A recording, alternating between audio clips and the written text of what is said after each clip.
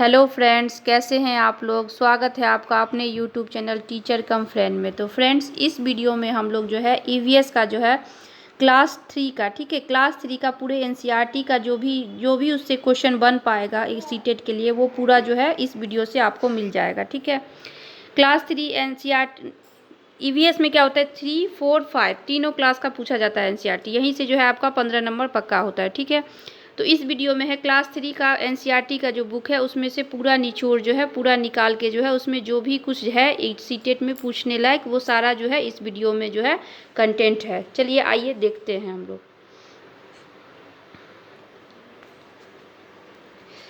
देखिए, क्लास 3 के जो है सारे चैप्टर को मैंने इस वीडियो में जो है पूरा कंक्लूड किया, ठीक है। देखिए, हम लोग देखते हैं। चूहों की देखने की क्षमता कम होती है, ठीक है, पर सूंघने, छूने और टेस्ट करने की क्षमता बहुत ही अच्छी होती है, ठीक है। ये सारा जो है पॉइंट जो है क्लास 3 के बुक से लिया गया है। नेक्स्ट देखिए, नागपुर के लोग दाल में चीनी डालते हैं, ठीक है। अगर क्वेश्चन में पूछा जाए कि कहाँ के लोग जो है दाल में चीनी डाल के खाते हैं, तो नागपुर के, ठीक, नागपुर के लोग दाल में जो है चीनी डाल के खाते हैं। ओके, चलिए नेक्स्ट देखिए। डांस में हाथ और चेहरे के जरिए भावनाएं दिखाई देती है जिन्हें मुद्रा और भाव कहते हैं, ठीक। उल्लू अपनी गर्दन को पीछे तक घुमा सकता है। मोस्ट इम्पॉर्टेंट ये वाला बहुत पूछा जाता है सीटेट में कि कौन सा ऐसा पक्षी है जो अपना गर्दन पूरी तरह चारों तरफ घुमा सकता है, 360 डिग्री घुमा सकता है। ये क्वेश्चन बहुत सारे सीटेट में पूछा जाता है। तो कौन? उल्लू, ठीक है। उल्लू अपनी गर्दन जो है पूरा 360 डिग्री घुमा सकता है चारों तरफ, ठीक। चलिए, पक्षियों के पंख उन्हें उड़ने में मदद करते हैं और गर्माहट भी देते हैं। पक्षियों के पुराने पंख झड़ते रहते हैं और नए आते रहते हैं, ठीक। ये पूरा कंटेंट है, लेकिन जो जो इसमें इम्पोर्टेंट होगा वो मैं आपको बताती चलूँगी। वैसे तो सारे ध्यान में रखना है, ठीक है। नेक्स्ट देखिए, ब्रेल लिपि। इससे भी बहुत सारे क्वेश्चन पूछे जाते हैं हर साल सीटेट में जो है कुछ ना कुछ इससे ज़रूर पूछा जाता है। इससे कैसे क्वेश्चन पूछा जाता है कि ब्रेल लिपि के बारे में 3-4 ऑप्शन दिया रहेगा और या तो पूछ देगा कि इसमें से कौन सा ब्रेल लिपि का ये विशेषता नहीं है, और या तो फिर कोई एक ऑप्शन चुनना रहेगा जो कि विशेषता है, ठीक है। तो इसको बहुत ही ध्यान से आप लोग देखिएगा। ब्रेल लिपि एक मोटे कागज पर लिखी जाती है जिसमें एक नुकीली चीज़ से बिंदुओं को उभारा जाता है, ठीक है। इसका एक एक पॉइंट आपको ध्यान में रखना है क्योंकि सारा पॉइंट दे देता है क्वेश्चन में, आंसर में, और फिर बोलता है कि कौन सा जो है ब्रेल लिपि की विशेषता नहीं है, ठीक है। तो ब्रेल लिपि एक मोटे कागज पर लिखी होती है जिसमें एक नुकीली चीज़ से बिंदुओं को उभारा जाता है, ठीक है। चलिए आगे देखिए। ब्रेल लिपि में उभरे हुए बिंदुओं पर उंगलियों के सहारे इसे पढ़ा जाता है, ठीक। ब्रेल लिखावट उन लोगों के लिए है जो आंखों से देख नहीं सकते हैं, वह उन्हीं बिंदुओं को छू कर समझते हैं कि क्या लिखा है, ठीक है। अब आगे देखिए, ब्रेल लिपि लुईस ब्रेल।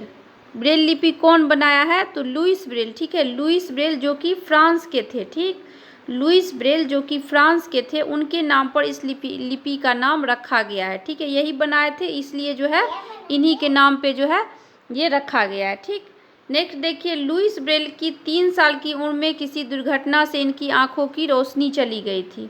लुईस ब्रेल का क्या हुआ था? 3 साल के जब वो उम्र में थे तब जो है कोई भी दुर्घटना हुआ, उसकी वजह से उनकी आंख की रोशनी चली गई, ठीक है। क्या हुआ? तो 3 साल की उम्र में उनकी रोशनी चली गई आँख की। लेकिन क्या था कि लुईस ब्रेल को पढ़ाई में बहुत ही रुचि था, ठीक है। उनको पढ़ने का बहुत मन था, इसलिए वह पढ़ने लिखने के लिए विभिन्न नई तरीके सोचने लगे। उन्होंने जो तरीका निकाला बाद में उसे ही ब्रेल स्क्रिप्ट के नाम से जाना गया, ठीक है।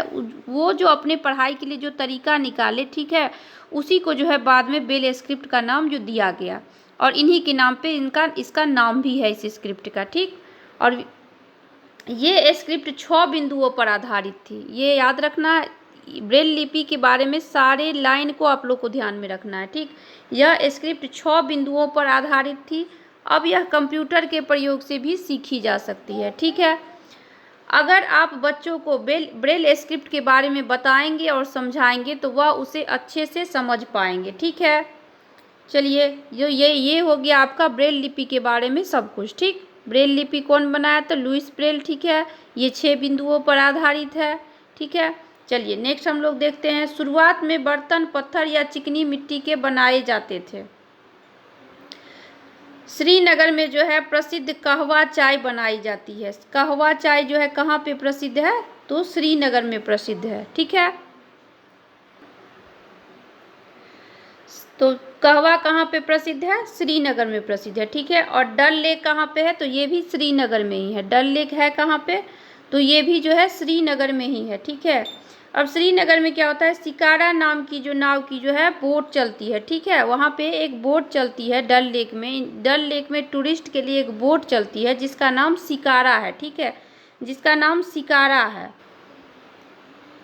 ये देखिए इस टाइप की एक बोट होती है श्रीनगर में। ठीक है, डल लेक में जो है, डल देखिए यहाँ से कितना सारा क्वेश्चन बन गया। डल लेक कहाँ है, तो श्रीनगर में है। ठीक है, डल लेक में जो है एंजॉय करने के लिए टूरिस्ट जो है किस चीज़ का प्रयोग करते हैं, तो वो एक बोट का प्रयोग करते हैं। इस टाइप के वो एक बोट का प्रयोग करते हैं जिसको जो है शिकारा बोला गया है। ठीक है, ये बहुत ही पूछा जाता है। शिकारा जो है, शिकारा नाम का बोट जो है कहाँ पे चलता है, तो श्रीनगर में चलता है। ठीक है, हाउस बोट श्रीनगर में पाई जाती है। बस ये सब वही हो गया कि डल लेक के बाद ये शिकारा बोट आप लोग को ध्यान में रखना है कि ये कहाँ चलती है, तो श्रीनगर में डल लेक में ये पर्यटक के लिए चलता है। ठीक है, नेक्स्ट देखिए, बज्जू नामक गांव जो है राजस्थान में है। ठीक है, बज्जू नामक गांव कहाँ पे है, तो ये राजस्थान में है। ठीक, मैप को समझने के लिए जो है सिंबल्स की समझ होना जरूरी है, तो ये याद रखिएगा कि बज्जू नामक गांव जो है राजस्थान में है। चलिए ठीक, नेक्स्ट देखिए, रीयूज वाटर के बारे में डिस्कशन करने से बच्चों में जल संरक्षण के प्रति जागरूकता आएगी। वाटर को रीयूज कैसे किया जाएगा। ठीक है, बट वाटर को जो है, क्योंकि वाटर जो है बहुत ही जो है ये यूजफुल चीज़ है। ठीक, तो वाटर को जो है सो हम लोग को संरक्षण करना है या वेस्ट नहीं करना है। तो रीयूज वाटर के बारे में जब हम लोग क्लास में डिस्कशन करते हैं तो उससे बच्चों में जो है जल संरक्षण के प्रति जो है जागरूकता आती है। ठीक, नेक्स्ट देखिए, मोस्ट इम्पॉर्टेंट, हांगकांग में सांप खाए जाते हैं। ये बहुत ही पूछा जाता है कि सांप कहाँ खाया जाता है, या फिर इसका नाम एक फेमस है लिंग हू फेन। ठीक है, ये बहुत ही इम्पॉर्टेंट है, लिंग हू फेन। हांगकांग में जो सांप खाए जाते हैं, इसके सूप को जो है क्या बोलते हैं, इसका जो सूप बनता है सांप से उसको जो है लिंग हू फेन बोला जाता है। ठीक है, ये याद रखिएगा आप लोग। चलिए नेक्स्ट देखिए, ये भी बहुत पूछा जाता है, कश्मीर में सरसों तेल में मछली पकाकर खाते हैं जबकि गोवा में नारियल तेल में। यहाँ बहुत ही कन्फ्यूजन हो जाता है क्योंकि सरसों तेल और नारियल तेल, यहाँ बहुत कन्फ्यूजन हो जाता है कि कौन से स्टेट में जो है किस तेल में खाया जाता है, और ये क्वेश्चन पूछा भी बहुत जाता है। तो आप लोग याद रखिएगा कि कश्मीर में जो है सरसों तेल में, जबकि गोवा में जो है नारियल तेल में। ठीक है, गोवा में किस तेल में बनता है, तो नारियल तेल में। ठीक, अगला देखिए, टेपिकुआ जो है एक प्रकार का फल है जो कि केरल में उबालकर खाया जाता है। इसको क्वेश्चन ऐसे पूछा जाता है कि टेपिकुआ कहाँ पे खाया जाता है। ठीक, ऐसे पूछा जाता है कि टेपिकुआ जो है कहाँ पे खाया जाता है, तो हम लोग को याद रखना है ये केरल में खाया जाता है। ठीक है, केरल में।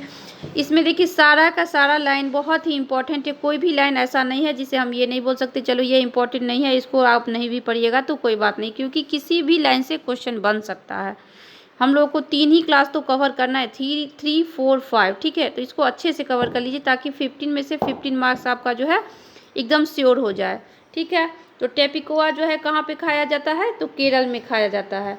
वल्चर या गिद्ध जो है मरे हुए जानवरों को खाता है। ठीक, नेक्स्ट देखिए, असम में जो घर है वो 10 से 12 फुट ऊपर बने होते हैं और यह बांस से बनाए जाते हैं और घर के अंदर भी लकड़ियों का ही प्रयोग होता है। ठीक है, असम में जो घर बनता है वो 10 से 12 फुट की ऊंचाई पे बनाया जाता है। अब क्यों बनाया जाता है, कोई जनरली मतलब ऐसे ही क्यों बनाएगा ऊंचाई पे घर, क्योंकि वहाँ पे बारिश बहुत होती है, असम में बारिश बहुत होती है। उससे क्या होता है कि पानी जो है बहुत बहुत दिन तक जो है जमा रह जाता है कहीं पे, तो जनजीवन व्यस्त ना हो, किसी तरह का दिक्कत ना हो, इसके लिए जो है वो लोग क्या करते हैं कि ऊंचाई पे घर बनाते हैं। ठीक है, 10 से 12 फुट की ऊंचाई पे घर बनाते हैं। अब ये ऊंचाई पे कैसे बनाते हैं, तो ये सीमेंट वगैरह का पिलर दे के नहीं बनाते हैं, ये बांस का ही पिलर भी देते हैं और बांस से ही ऊपर में मकान भी बनाते हैं। तो ये मकान जो है अंदर से भी बांस ही लकड़ी का ही बना होता है।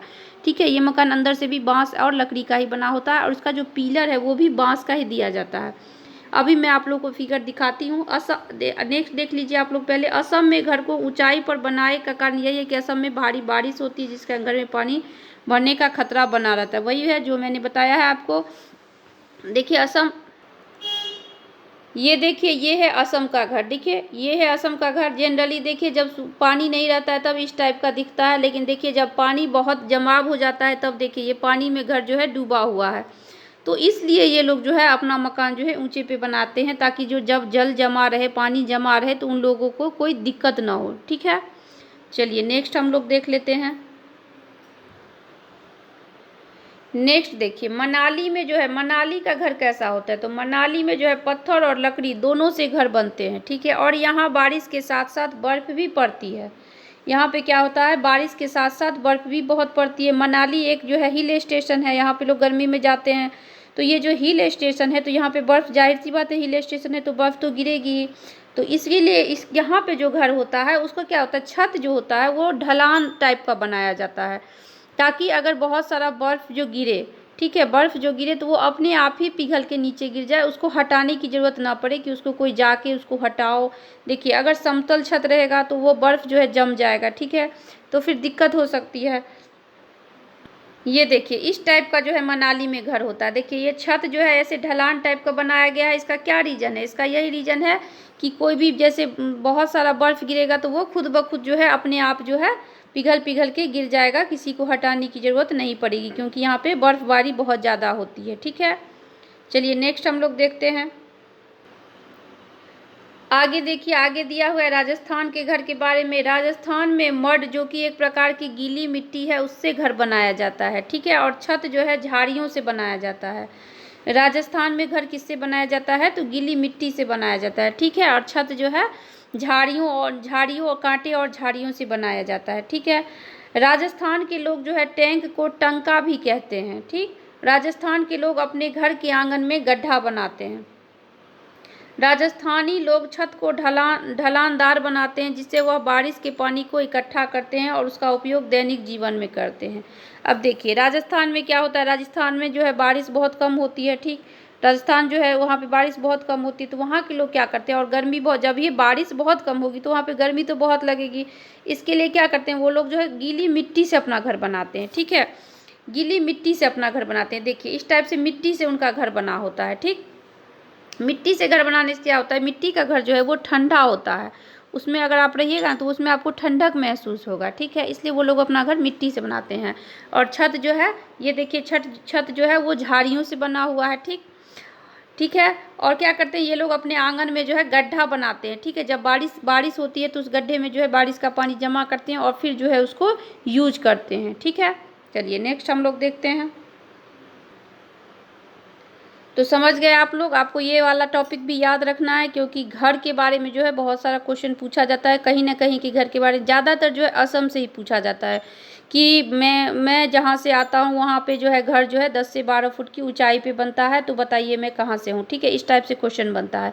तो असम तो मोस्ट इम्पॉर्टेंट है। असम तो आप लोग याद ही रखिएगा कि असम में जो है 10 से 12 फीट की ऊंचाई पे घर बनता है। ठीक है, तो ठीक है फ्रेंड्स, अगर आपको ये वीडियो अच्छी लगी हो तो प्लीज़ चैनल को सब्सक्राइब कर लीजिएगा, वीडियो को लाइक कर दीजिएगा। Thank you.